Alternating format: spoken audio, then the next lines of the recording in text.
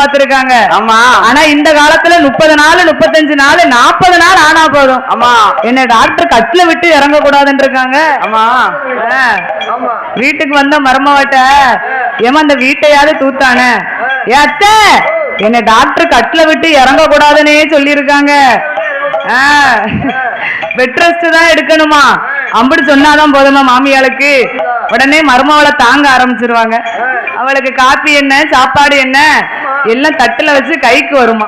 அப்போ ஒரே கவனிப்பு தான். ஒரே கவனிப்பு தான். ஆமா. ஏன்னா வீட்டுக்கு வாரிசுல வரப்போகுது. ஆமா. அதையும் மருமவ என்ன சொல்லுவா, என்ன உங்க வீட்டு வாரிசு தானே. ஆமா. நீங்க தானே பாக்கணும்பா. அம்மா நீங்க தானே பாக்கணும். கடைசி இழிச்சவாய் யாரு? யாரு? அந்த மாமியாதான். மாமியாதான். அவன் நினைப்பா தேவுள்ள 5 மாசம் எப்ப பிறக்கும் அப்ப வீட்டுக்கு பத்தி விடுறதுக்கும் பத்தி விடுறதுக்கு நிப்பாங்க. ஆமா அப்படியெல்லாம் நடக்கும். என்ன ஆனா அந்த காலத்துலதான் நிறைவேறு. ஆமா. பரிபூரண கர்ப்பமா இருந்தாலும்